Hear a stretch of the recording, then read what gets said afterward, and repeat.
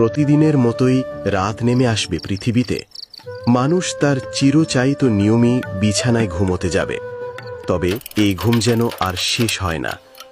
ঘণ্টা যায়, দিন যায়, তবুও সূর্য ওঠে না। মানুষ আতঙ্কে ছুটতে থাকবে।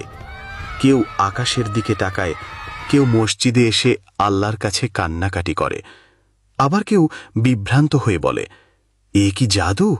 এ কেমন রাত? হঠাৎ ভোরের আভা দেখা দেবে। সবাই ভাববে এবার হয়তো সূর্য উঠবে। কিন্তু এটা কি হলো?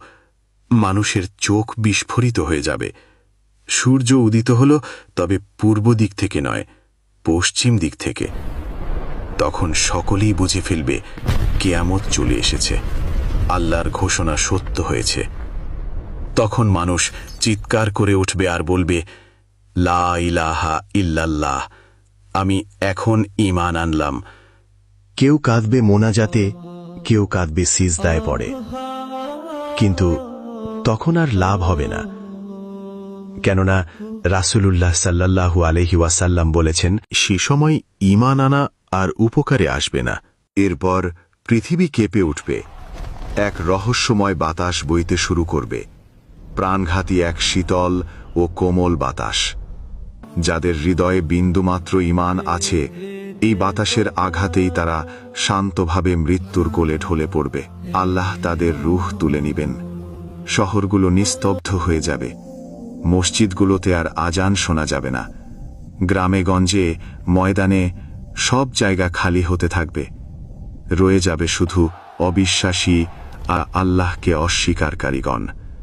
পৃথিবী তখন পরিণত হবে এক গভীর অন্ধকারে, যেখানে আলো নেই, সত্য নেই, আছে শুধু মিথ্যার রাজত্ব। মসজিদগুলো দাঁড়িয়ে থাকবে, কিন্তু ভেতরে কেউ নামাজ পড়বে না। কোরআনের কপি থাকবে, কিন্তু কেউ তা পড়বে না। শহর জুড়ে শুধু কাফের, মুনাফিক আর ফাসেকদের আনাগোনা। হঠাৎ আকাশ কেঁপে উঠবে, পৃথিবী দুলতে থাকবে, পাহাড় গুঁড়ো হয়ে ছড়িয়ে পড়বে, সমুদ্র আগুন হয়ে জ্বলে উঠবে, আকাশ ছিঁড়ে যাবে, নক্ষত্র ভেঙে ঝরে পড়বে। সবাই আতঙ্কে চিৎকার করতে থাকবে, কিন্তু আর পালাবার কোনো পথ নেই। হঠাৎ ইসরাফিল আলাইহিস সালাম সিংগায় ফু দিবেন। তৎক্ষণাৎ সমস্ত প্রাণী মারা যাবে। জমিন তার গর্ভে থাকা সমস্ত স্বর্ণ রৌপ্য বের করে দেবে।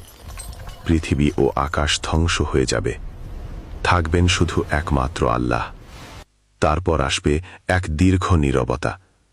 কতদিন